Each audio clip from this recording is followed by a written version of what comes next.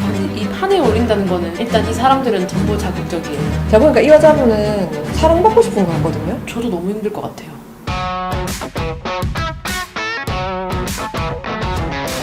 그게 돈이 됩니까? 돈도 안 되고 순양에 돈도 안 되고. 저희 남편 특징을 써볼게요. 첫째, 술, 담배 안 함. 두 번째, 대기업 직장인. 셋째, 끝없는 자기개발. 좀 청승맞다 싶을 정도로 돈 많습니다. 집, 회사밖에 모릅니다.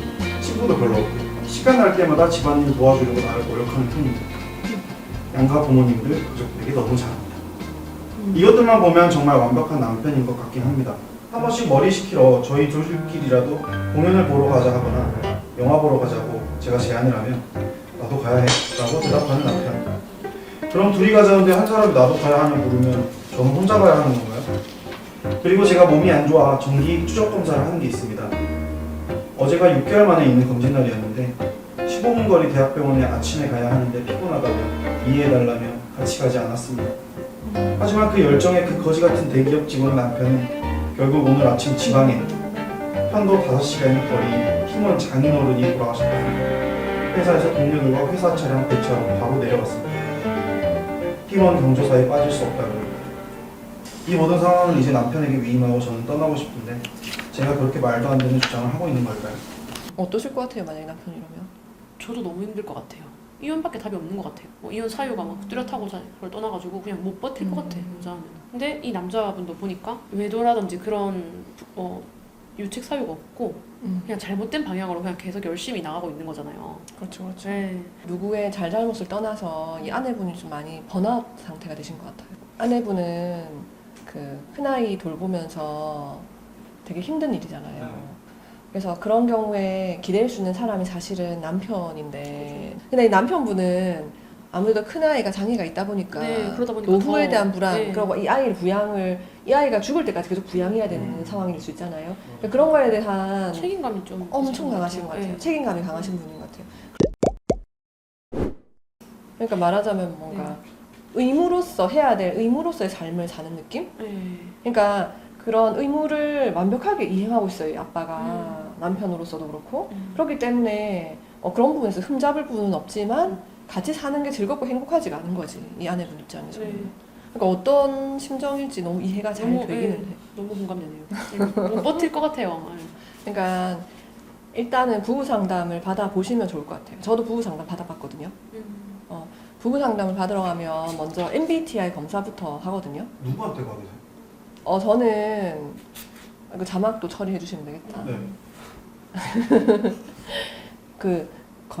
건강 가정 지원센터라고 있어요. 그게 구마다 있거든요. 사설 서비스 있나요? 사설 서비스도 물론 있겠죠. 근데 사설 서비스는 거의 한 회기당 거의 뭐 10만 원 정도씩 받을걸요, 상담료를. 그러니까 일반인들이 쉽게 이렇게 접근하기가 부담되잖아요. 그러니까 일단 상담을 받는 자체가 부담되거든요. 맞아요. 특히 남자들은요, 안 안 간다고 가요. 하죠. 안 간다고 해요. 그게 아니라 이 명분이 없다 아닙니까, 명분이. 나는 우리 부부 사이 문제 내가 다 아는데 왜 내가 그 상담사 얘기를 들어야 되냐. 아, 남자들 100% 진짜. 내가 다 안다. 네. 그 다 쓸데없다. 막 이렇게 돈 낭비다 이러면 절대 안 맞아요. 하거든요. 돈까지 든다고 하면 절대 안 가죠. 네. 아내분은 관계지향적인 삶을 추구하시는 것 같고 남편분은 이제 목표지향적인 삶을 살고 있는 것 같아요. 둘 다 서로를 사랑하고 가족을 사랑한다는 동일해. 네, 열심히 살고 계세요, 둘 다. 방식이 다르 하지만 방식이 다르신 거지. 네. 그러니까 그 포인트를 좀 정확하게 인지하실 수 있는 계기가 필요하다. 그러니까 그 채로 이제 너무 멀리 와서 이제 이 여자분이 완전히 번아웃이 되어버린 거잖아요.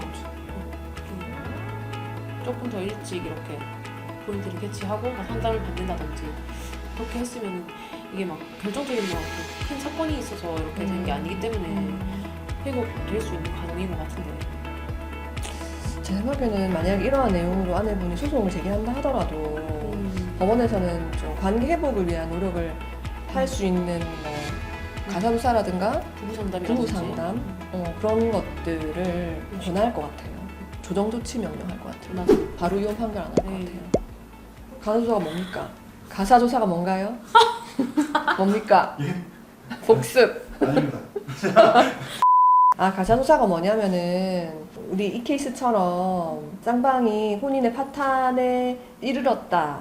라는 부분에 대해서 서로 상반된 주장을 하는 경우, 뭐 아내분은 우리는 관계 더 이상 회복 불가능해요라고 할 거고, 남편분은 아니요, 아직 기회가 있습니다, 회복을 위한 노력을 할 겁니다라고 서로 상반된 주장을 하잖아요. 그리고 그럼 누구의 잘못으로 또 이 관계가 이렇게 틀어졌는지에 대해서도 서로 의견이 다르다. 이럴 때 가사조사관을 통해서 두 사람의 그 결혼 생활의 실체 관계에 대한 이야기를 청취하고 가사조사 보고서를 통해서 판사가 사실관계 확인을 좀 용이하게 하기 위한 어떤 절차다, 이렇게 보시면 되고요. 관계 회복의 가능성이 많이 있어 보인다. 그렇다고 한다면은 부부 상담 조치로도 갈 수 있거든요. 그러면은 그 법원에서 위탁한 그 상담 기관으로 두 분을 가시게 해서 부부 상담사로 하여금 여러 가지 조언들을 듣게 하고, 이 모든 것이 무료예요, 무료.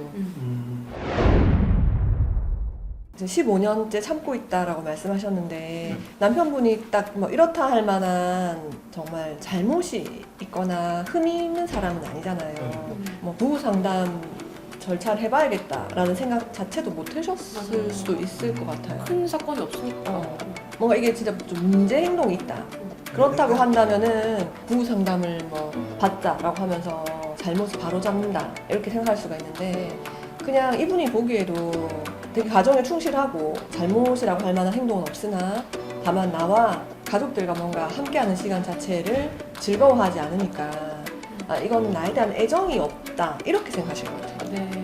그러니까 이 남자분의 행동을, 이 남자분도 되게 힘들 거고 이렇게 목표지향적인 삶이 본인의 멘탈을 갉아먹고 나아가 가족들의 멘탈에도 나쁜 영향을 준다라는 거를 알게 하고 바로잡고 개선해야 된다 생각을 못 하시고, 남편이 이러한 어떤 생활 패턴을 지속하는 이유가 결국은 나에 대한 애정이 그렇게 없기 때문이다 라고 좀 오해하고 그렇게 해석하신 게 아닌가 하는 생각도 좀 들어요.